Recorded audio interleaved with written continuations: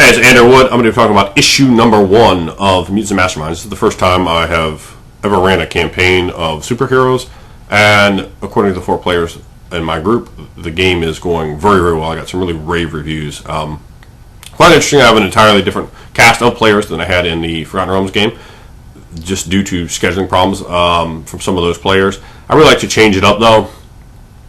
3 of the people I've known for over 10 years. One of them I've known for almost 20. These people just weren't able to get into the last game, and now they're available. So it's nice, and it's very nice to have fresh people to play with. To me, it's very stagnant when it's the same people over and over again. It gets very drudgery. We have 1 new guy to the group, and 3 that I'm playing with for quite some time. We're playing exclusively out of this book, Mutants and Masterminds 2nd edition, just the 1 book, which is very different from what I typically do. Is when I run Dungeons & Dragons, I'm pretty much open to all the OGL stuff. I don't really care as long as it's not some hokey thing you've pulled off the internet just to, be ridiculous, or some feat that's written so poorly that it's ambiguous. I'm pretty much straight with it. Now, in this setting, I have the 4 characters. 1 is a mind controller, his abilities. 1 is a guy who uses telekinesis. 1 is a brute, and 1 is a gorilla with man-like intelligence. Actually, he's like a 24, 25 intelligence. He's absurdly smart. So it's some interesting characters and abilities that bring to the table. The gorilla is actually like a gadgeteer type of thing. He was a S.H.I.E.L.D. project that ends up escaping during a raid by some unknown group that is going to be coming back in the picture later on, that ended up attacking the S.H.I.E.L.D. facility and murdering a lot of people to capture something there. And they even took a sample of his blood, and he then was able to make his way out and ended up just doing villainy, like going out and robbing people. He ended up killing a few people and establishing a lair down in the subway tunnels. So he has some interesting stuff.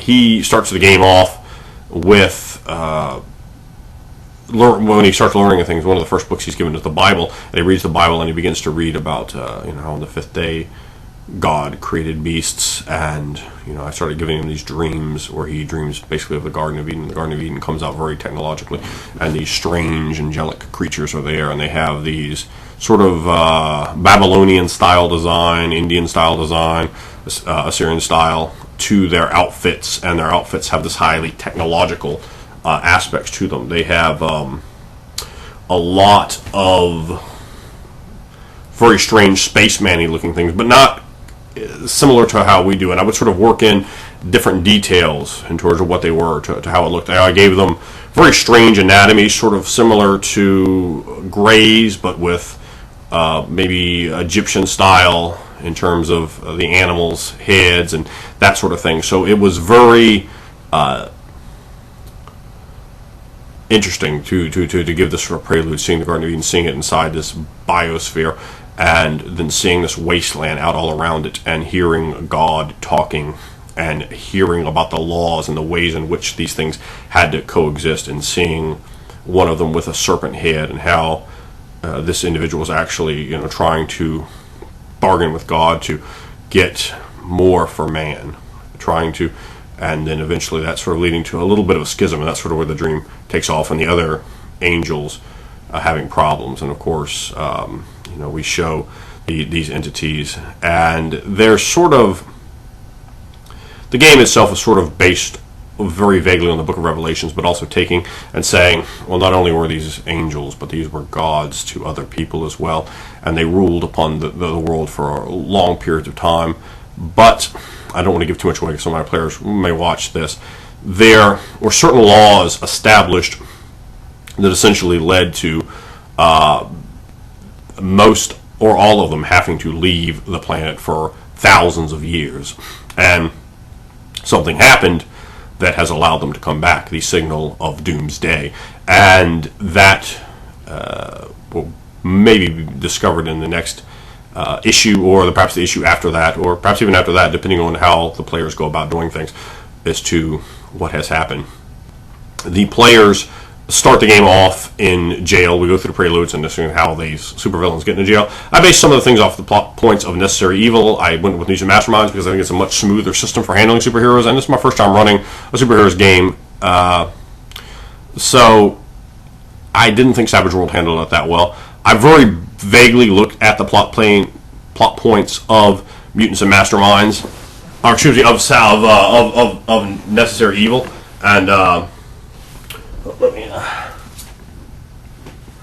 with this, I think a lot of the things they have in there in terms of the way they handle the powers. You see like the powers here and such.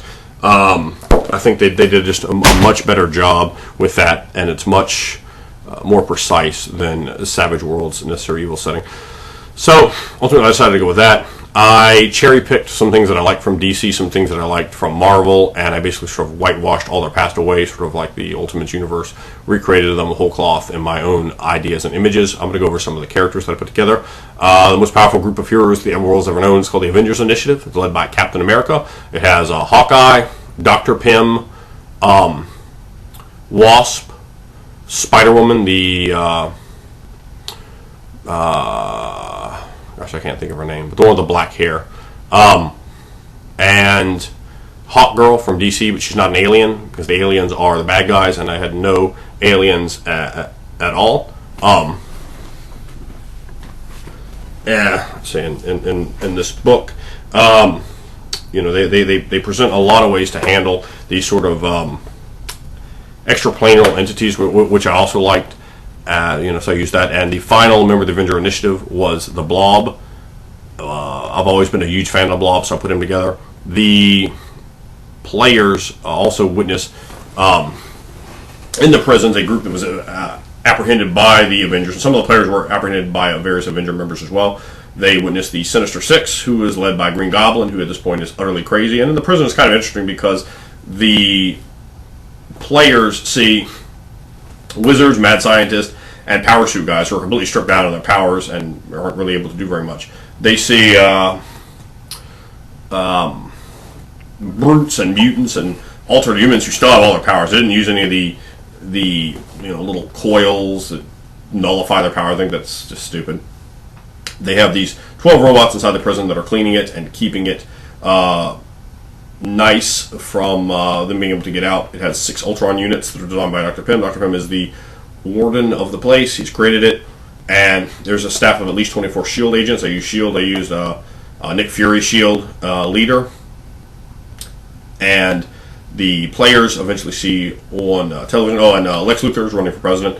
I made the economy like twice as bad as it is. Barack Obama's numbers go way down. I use Sarah Palin for the Republican Party, and they're continuously saying these Lex Luthor for president. I keep doing these vignettes over and over again, and they're different. I explain to them every single time I see a commercial, it's different. And man, it looks like Lex Luthor is looking you right in the eyes and talking to you. And man, you really just think this guy might be the person to come up and make this country great. They talk about the auto plants in Detroit and America for Americans, and people, and I just kind of get to them like, damn, I want to go work at an auto plant. That's just going to be beautiful and wonderful. And whatever he's talking about, it's like he's looking right at you and talking right to you and just delivering it to you. And I would actually, role play out the vignettes and be like, hi, this is Lex Luthor, and then it would be like, paid for, so Luthor for president. And he would really just aspire that sort of 80s style American pride, and in the face of these hardships and these adversities, and it really started clicking and vibing, and a lot of the inmates are like, yeah, Luthor, but the whole time Green Goblin hates Luthor, and he's going over about how Luthor has stolen his company, and he's